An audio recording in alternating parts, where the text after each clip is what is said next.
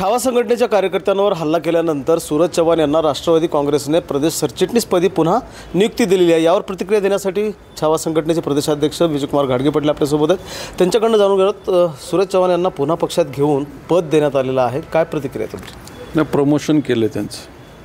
शेतकऱ्यांच्या पोरांवरती हल्ला केला, प्राणघातक हल्ला केला, एवढं अमानुष मारला आम्हाला त्या सूरज चव्हाणनं। त्यानंतर त्याला बक्षीस म्हणून सुनील तटकरेंनी त्याला प्रदेशचं सरचिटणीसपद दिले।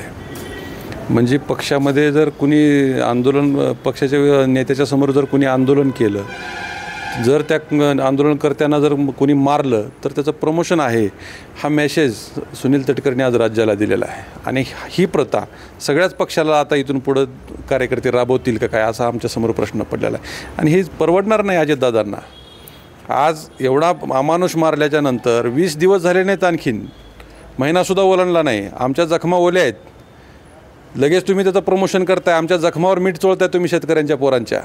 अजितदादांना हे परवडणार नाही। सुनील तटकरेंनी जे केलं आहे ते अतिशय चुकीचं केलं आहे। राज्यातल्या शेतकऱ्यामध्ये संतापाची लाट असताना राज्यातल्या शेतकऱ्यांनी ते सगळा व्हिडिओ बघितलेला आहे। आणखीन लोक, मी महाराष्ट्रामध्ये मराठवाड्यामध्ये फिरतोय सध्या, प्रत्येकजण भेटल्याच्या नंतर म्हणते ते जे केलं आहे त्या लोकांनी ते चुकीचं केलं आहे, त्याचा बदला आम्ही घेऊ।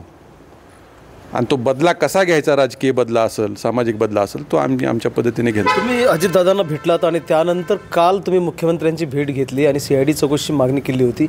मुख्यमंत्र्यांना भेटल्यामुळे त्याचे परिणाम काही उलट होताना हे दिसत आहेत का असे? अहो, त्या अजितदादांना मी पहिल्यांदा भेटलो, दादांनी सांगितलं की बाबा अशा चुकीच्या लोकांना आम्ही पक्षात स्थान देत नाही, असे चुकीचे लोक मी पक्षात ठेवत नाही, पक्षाच्या धोरणाच्या विरोधात असे जर कोणी कृत्य केलं तर त्याचा पक्षात संबंध नाही, मला दादांनी स्पष्ट सांगितलं होतं। पण मला असं वाटायला लागलं की दादांचंच पक्षात काही चलना गेले, हे सगळा पक्ष आता त्या तटकरेंनी गुंडाळला का काय असं वाटायला लागलं। म्हणजे काल मी मुख्यमंत्र्यांना पण CIDची चौकशी केली, कारण पोलिसांनी कारवाईच केली नाही। अजितदादांनी स्वतः SP-ना फोन करून सांगितलं होतं की त्यांचा पूर्वनी जबाब नोंदवा, त्यांचं काय म्हणणं आहे ते ऐकून घ्या आणि त्या पद्धतीने कलम वाढवा। स्वतः SP-ना आमच्यासमोर बोललेत, तरीही लातूर पोलिसांनी कारवाई केली नाही। मग काल मी मुख्यमंत्र्यांना सांगितलं की आमचा पोलिसावरती भरोसा नाही, तुम्ही CID चौकशी लावा। तुम्ही जेव्हा अजितदादांना भेटले होते तेव्हा सूरज चव्हाणांना पक्षात स्थान नाही असं त्यांनी सांगितलं होतं? स्वतः दादांनी आम्हाला सांगितलं होतं, पक्षाच्या धोरणाच्या विरोधात जो वागेल त्याला पक्षात स्थान नाही। ही कुठली पद्धत आहे? मग आमचा दादांनाही सवाल आहे, दादा तुमच्या पक्षामध्ये पक्षाची धोरणं ही नाहीत ना तुमची।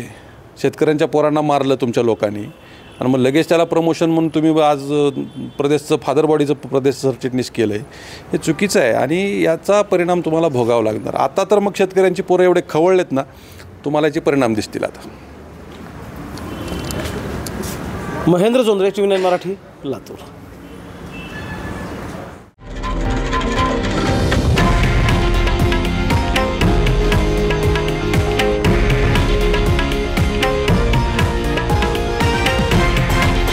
हे आहे देशातील नंबर 1 न्यूज नेटवर्क आणि आपण पाहत आहात TV9 मराठी, एकमेव।